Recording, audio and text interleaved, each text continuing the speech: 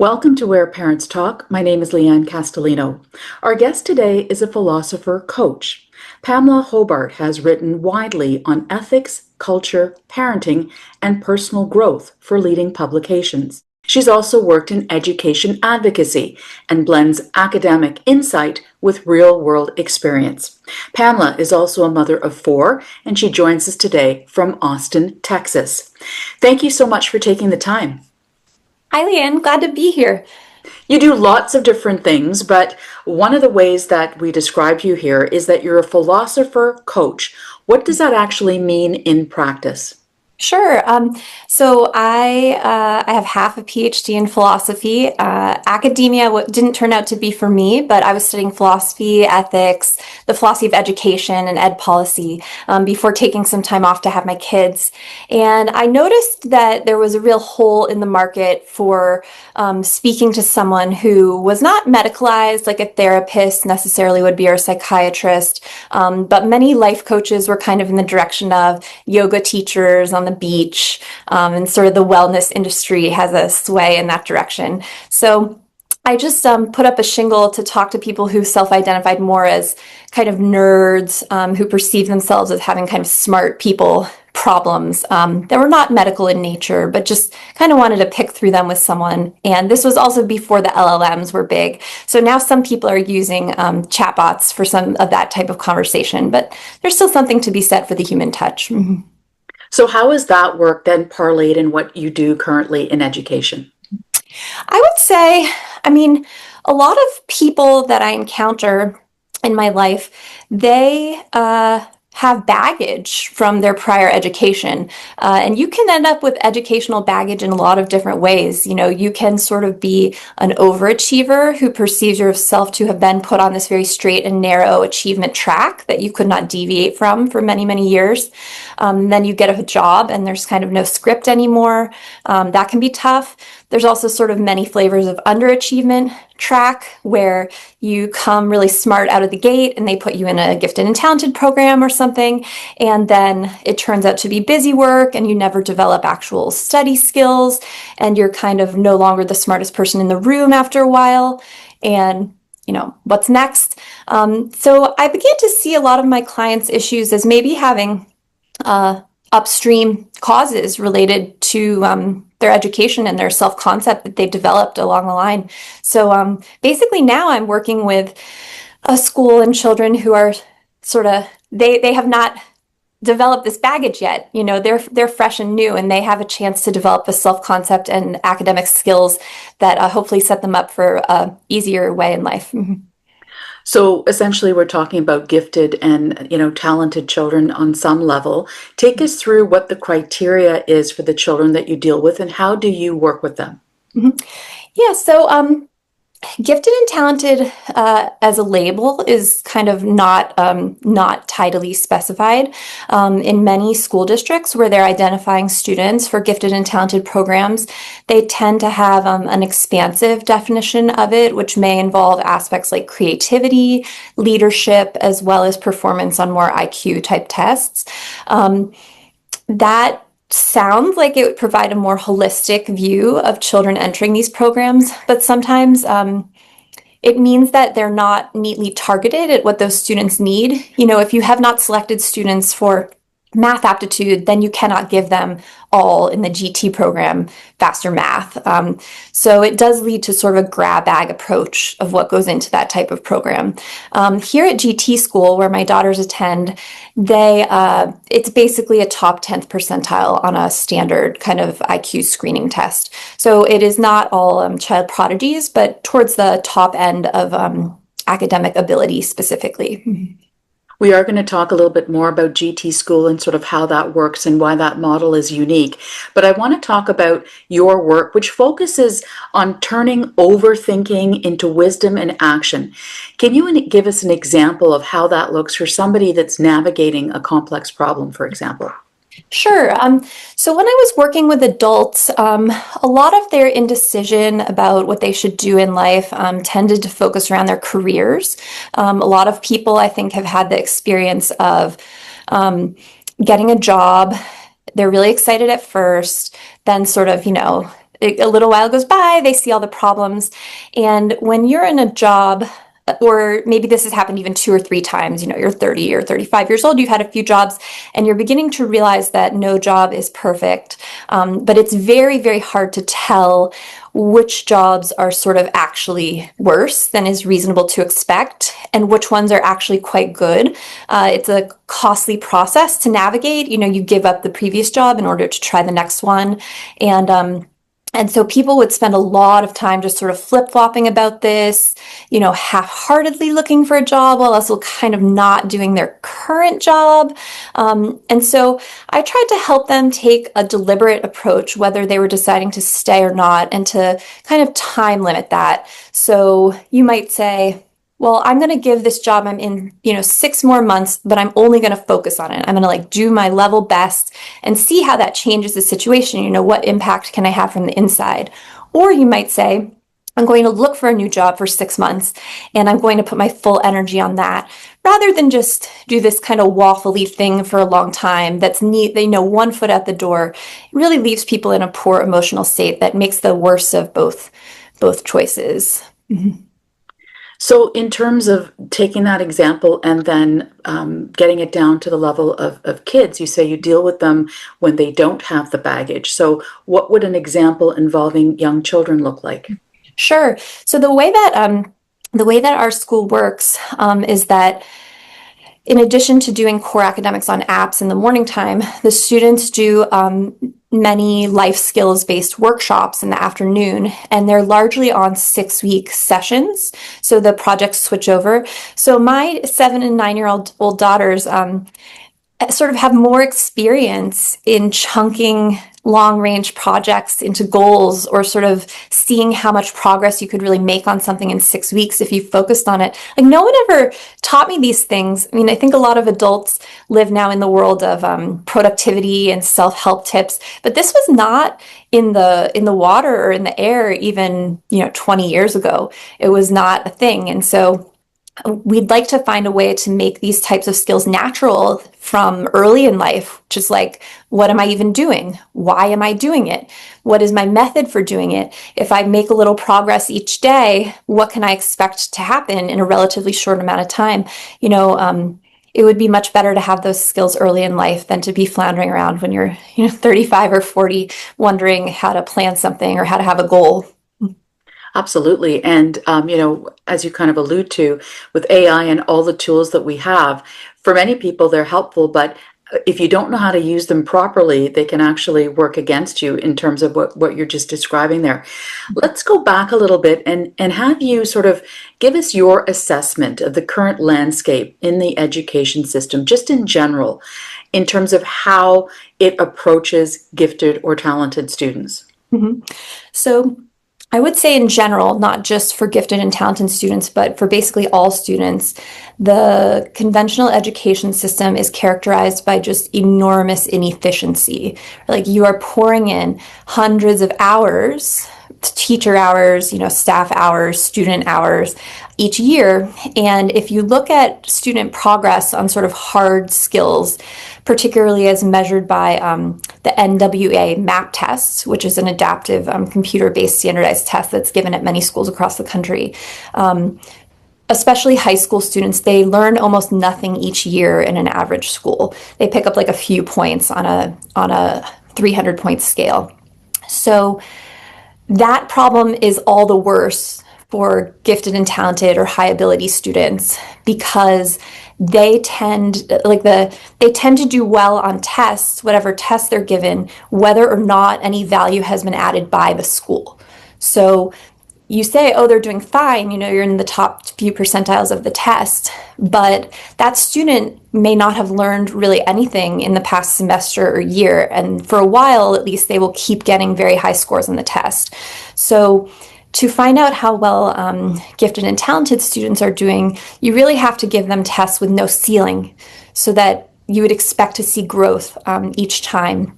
And that is something that some gifted and talented schools do, and it's something the MAP test allows as well.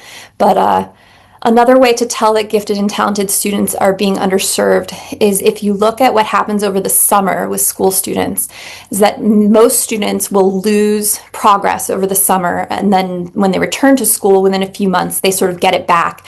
And that shows that the school is doing something, right? When they're there, the score goes up, and then when they leave, it ticks back down. The school is having a treatment effect. But in many high ability students, if you test them on a similar cadence, they will keep learning a little bit through the summer. And that shows that it wasn't the school that was doing it. It's their independent reading or their independent work that is producing their gains. And that's a real injustice to them, I think, when we're purporting to be providing an appropriate education for everyone. Let's unpack then GT schools. You alluded to it earlier. Tell us a little bit about, what it does that's different and unique from what's out there in general, and how did you become involved both as a parent and otherwise? Sure. So GT School here in North Austin is kind of an offshoot or a sister school of Alpha School, which is a chain of private schools that's sort of been in the media a lot lately for having an AI-driven platform behind it. What makes Alpha School, and by extension GT School, different is that we focus on delivering core academics, math, reading, writing, science, through an apps platform such that the teacher in the classroom or the guide is not lecturing. They are not delivering content. The content is delivered through the apps at a pace that is identified as being correct for that student. So every student comes in, even advanced students can come in with certain holes in their knowledge from prior educational experiences, and the apps platform is able to fill that in a way that no human teacher ever could, because it knows exactly what questions the student has missed, how many repetitions you need on different skills, and it's doing all of that automatically. That makes core academics go really fast. Even regular students, not necessarily gifted and talented ones, can learn at least twice as fast as students in regular schools by using this kind of platform. It also minimizes time waste because the AI is checking if students are engaging with the material. It can see when their eyes leave the screen and things like that. So that frees up a huge amount of the school day to do other things. And at all of the platform is called 2-hour learning, or time back is the new version. So at any school that's running time back, you've done your core academics in 2 hours, and there's still 4 hours or more left of the school day. So in that time, students do project-based workshops, basically either alone or in small groups or in pairs. At the regular Alpha School, they've done cooking and sports, but here at GT School, we have kind of more of a nerdy or academic flair to some of those workshops. They've done chess, they've learned piano. My daughter is building an escape room with her peers, Lego robotics, things a little along those lines. And so I had a daughter who was at the regular Alpha before GT School was opened. It's quite new, and she pretty quickly we figured out that she was pretty high ability, especially in math. And so we were excited to learn that the GT school had opened up. And around the same time, I got kind of recruited into this role to get the word out online about the state of GT education and what's really possible in the new model. So we've all been drafted into the GT school mission now together. Well, and on that note, if you were to drill down to what is the uniqueness of GT school, what would that nugget be? So I would say what makes GT school different from other gifted and talented programs, and even gifted and talented schools, there are a few of them out there, is that we believe that first and foremost, what gifted and talented students need is academic acceleration, faster core academics, not random activities, right? The standard model for gifted and talented education is more like enrichment, where like you do random stuff and it's fun and you might learn something, but meanwhile you're getting a lot of the same math and reading as everyone else. When I was in a gifted and talented program in a public school outside Atlanta growing up, they did skip me a grade, but that was about it. And then in the GT program, we did things like they brought in sharks and we dissected sharks. Like I learned a few things about sharks. The whole school smelled. All the kids in the other classes were like, why do they get to dissect sharks? Okay. But did this do anything to like promote over the long term learning faster, learning better, moving towards a career that's right for you? It's just random. And that model is no good in the long term. So when we talk about the model that you just described at GT school, so AI is the dominant component in the first half of the day. There are still plenty of people out there, parents among them, who are leery of AI, who don't fully understand it, who are scared of it on some level. And many of them also out there who believe that, you know what, I need a human being at the front of the class. I grew up that way. It's what I remember. It's what, we should have for our children as well. How do you counter those types of arguments? Sure.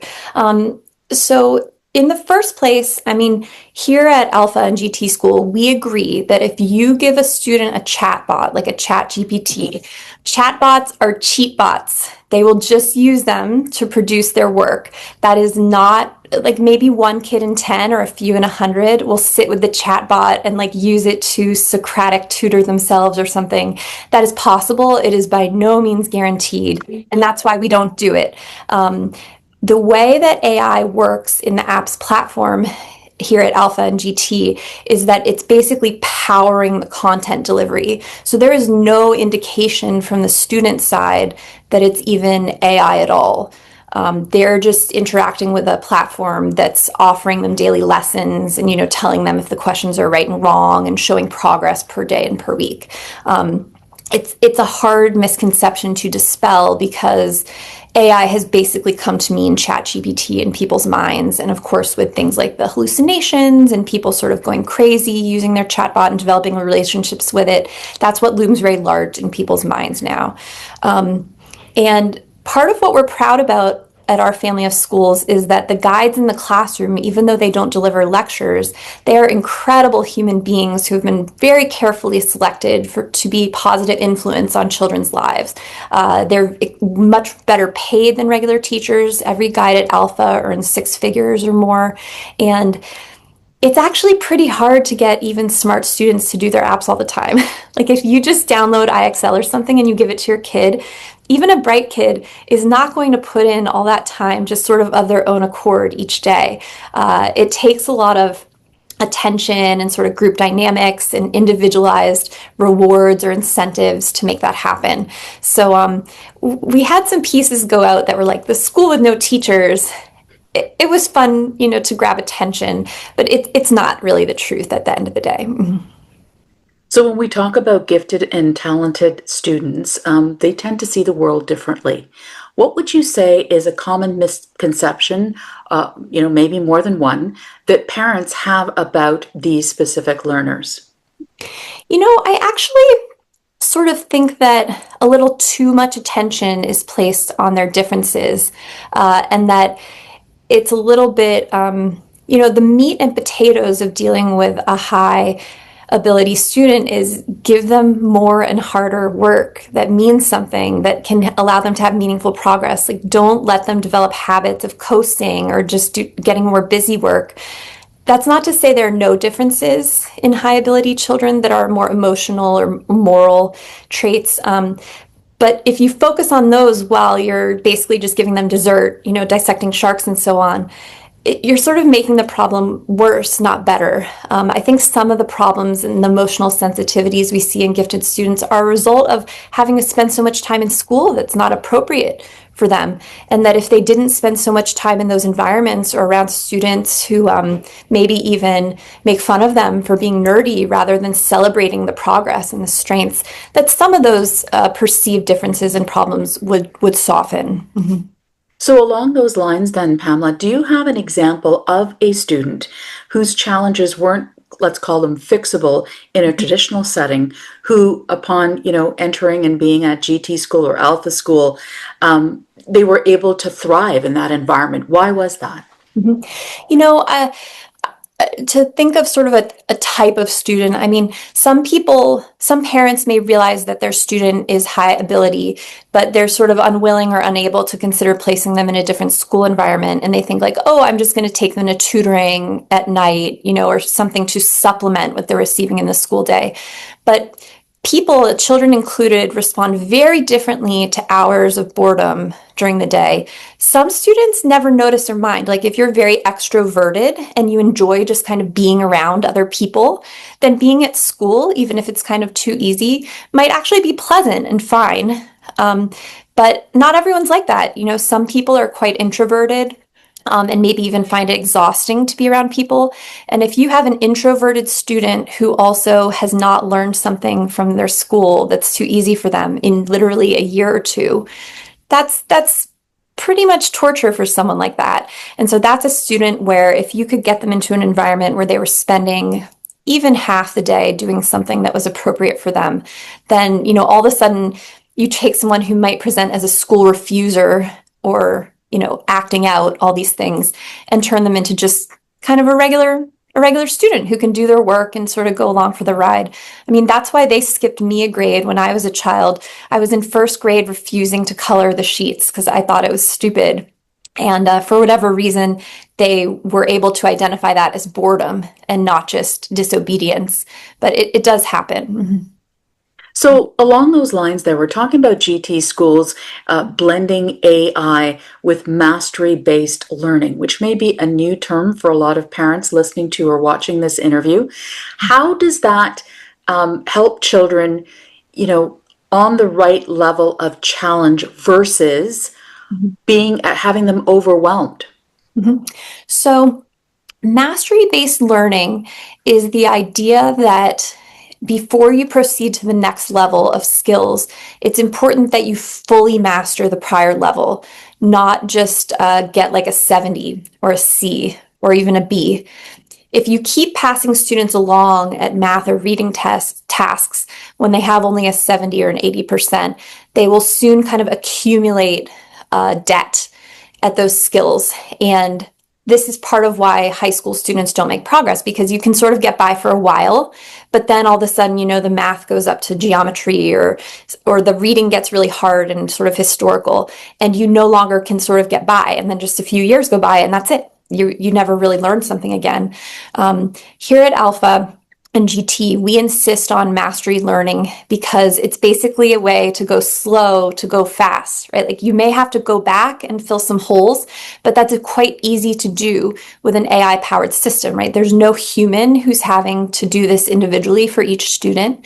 And so it's, even for GT students, parents don't expect to hear, well, your student's very high ability, but they need to go back a grade level, maybe even a grade level behind to pick up this hole that they're missing. But what students and parents learn is if you do this on purpose and you do it with our apps, it's a quite finite and achievable task. You can catch up and fill the holes in a matter of, 10 or 20 hours, not a month or a year. So mastery learning is basically made possible at scale in our schools due to the AI platform.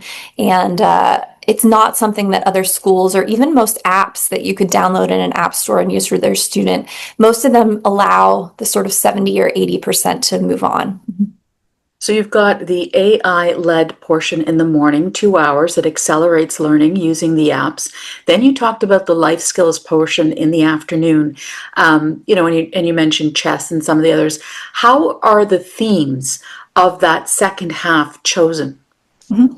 Yeah, so at first when Alpha and GT were coming about, we were kind of just brainstorming life skills based on, what guides were able to offer and their interests and trying to do a good range of things. But behind the scenes, Alpha's parent company is actually developing a whole formalized life skills curriculum that will represent sort of what you should know about that life skill at different ages, with the goal of providing a rotating number of workshops for students across their time at these schools to hit it all. So for instance, we have financial literacy in the life skills. What does financial literacy look like for someone in level 1 who's maybe a kindergarten or first grade age? That might be identifying coins, like making change, that sort of thing. And then my 9-year-old, she did a financial literacy workshop maybe about a year ago, where they played a game that modeled basically the experience of driving for Uber, and it offered you choices like, do you want to get the oil change now, or do you want to take another fare and have a 25% chance of your car breaking down and it costs such and such to fix, that sort of thing. And so that really introduced her to the idea of, trade-offs in time and money, and understanding how much you could earn in a day and things like that. So we're trying to make basically a master chart of all the different life skills and what they would look like at different ages, with an eye of offering those across the student lifetime. It's interesting because so much of the discourse around education, certainly in Canada where I am, has a lot to do with the lack of life skills learning and teaching going on in schools. Having kids come out seemingly unprepared in many respects with respect to critical thinking and sort of real world learning and real life examples. So it's interesting that that is sort of embedded in the structure of the schools that you're talking about. The other piece that GT and Alpha School sort of focuses on, the inner work versus the outer work. Can you take us through what that looks like in terms of the students' daily learning and emotional development? Sure. So it's another thing where sort of the superficial impression is, oh, it's just students in desks doing apps. Like, this is very sterile, and how do they learn to get along with other students? How do they learn to manage themselves, or just doing the app? But I think that the model where the guides are freed from doing lectures and doing grading and stuff really actually supports inner work and social and emotional growth more in the process, because those guides are still there. They're helping the student, maybe they talk about in the morning, they do like a morning launch meeting. What are we working on today? Sometimes when you're not feeling well that day, the best thing to do is to get right into the work, and just do something hard and you'll feel better. Other days, maybe if you didn't sleep well or something has gone wrong, maybe you do want to take it a little bit easier. These are not concepts any teacher talked to me about ever. My 7 and 9-year-old girls are already familiar with this. They understand really well from their time on the apps that failure is something you can learn from, because the apps will scale with each student, the level of difficulty. You will, no matter how smart you are or how high of an IQ you tested, you will always get something hard and get it wrong every day. If you weren't getting something wrong, it would mean that the app was too easy. So the fast feedback and guide support allow them to learn to face that. Whereas I was in college, failing a paper and like throwing it away because I couldn't bear to see the comments, 20 or 25 years old. The life skills workshops provide many opportunities for the students to do things together, and it's great because the life skills are not detracting from or being offered instead of core academics. There's so much time for them specifically. We know they're getting the academics, the test scores are going up. So you go to life skills, and you're being invited to do group work or to do something outdoors. And it's all with a strong human touch in rather small groups. So some of the younger grades had done workshops where they were like playing board games or building something together. Like, that's not easy. That's not easy for a 5-year-old. If you roll the dice and it's not in your favor, or someone's not pulling their weight in the group. Many of us have had the experience in a group project where you just quietly do the whole thing and someone free rides. But we don't allow that here. Every member has to individually do the task and work together in the process.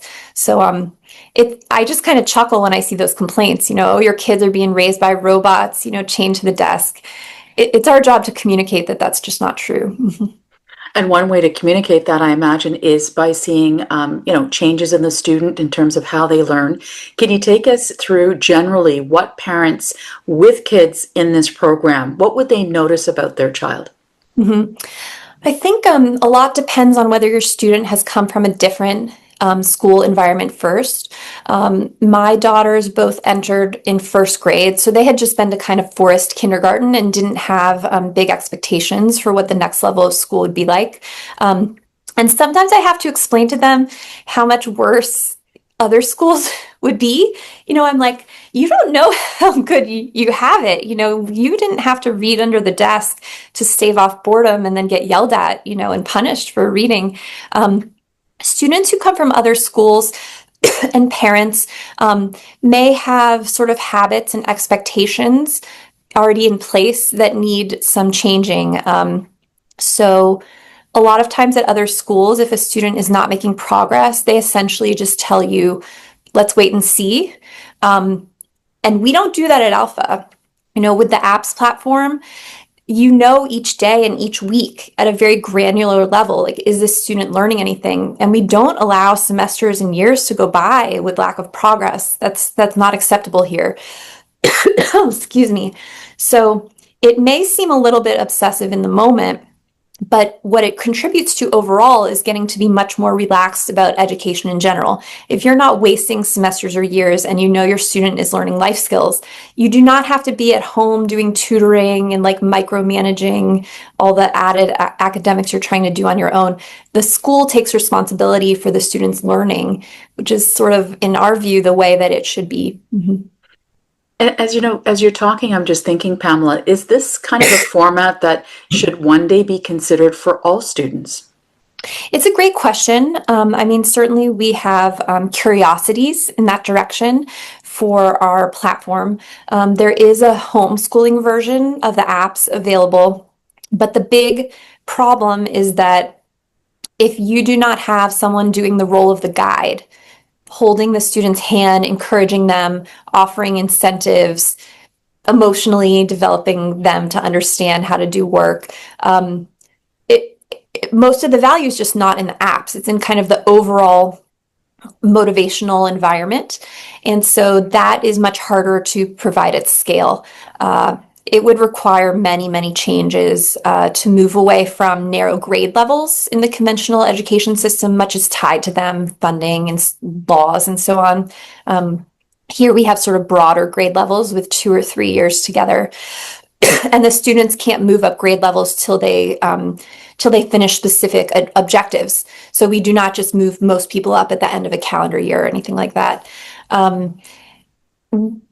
There is a lot of sort of jadedness around educational technology because so many fads have come and gone. Buy every school a smart board, or like buy the kids Chromebooks and everything will be fixed.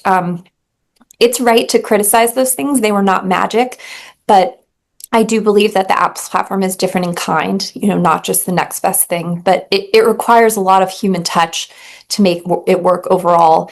And many of our guides are not standard classroom teachers. They come from diverse backgrounds. Some of them are more like sports coaches or involved in other things. My daughter had a guide who was really into riding horses, and she had worked with children in that regard. So it would require a sea change on many levels to bring truly at scale. Mm-hmm. We only have about a couple of minutes left, but I did want to ask you on the question of guides. That's obviously intentional, that they're not all classroom teachers. What is the advantage to having a guide that has a broad base, body of experience? Mm-hmm. So the guides are responsible for helping the children to love school first and foremost. Our belief is that if you don't love school, sort of you're dead in the water. You have to like being there. You have to want to do hard things to get it off the ground, to enjoy hard things, and actually accomplish them. So the guides basically get that part of the job and they have full responsibility for delivering that. We ask each student continuously if they're loving school and what could be changed because we really care about that. We know that it's a non-negotiable requirement for it to work. But in terms of delivering the academic content, in theory, regular school teachers are academic experts. But if you actually go look, a lot of them aren't so expert. They will teach things that are false, or they have a degree in the field from many, many years ago that they didn't even get particularly good grades at. So that's sort of the worst of both worlds, where maybe they're not an expert and they are not particularly motivating. They're kind of doing each thing only halfway. But when we give the teaching job, the actual content job to the apps, part of what that allows is that we know in a centralized manner when any of the lessons have a problem. Like if students are always getting a math question wrong, maybe it's a bad question. Whereas if teachers were individually kind of patching that up or explaining it, we'd never get the feedback that the app needed to be changed in that way. So splitting the job in that manner will allow us to scale much better and to sort of let guides do what they do best. Mm-hmm. Such an interesting conversation. Pamela Hobart, a mother of four, philosopher, coach, and a gifted and talented education expert at GT School. Really appreciate your time and your perspective today. Thank you so much. Thanks.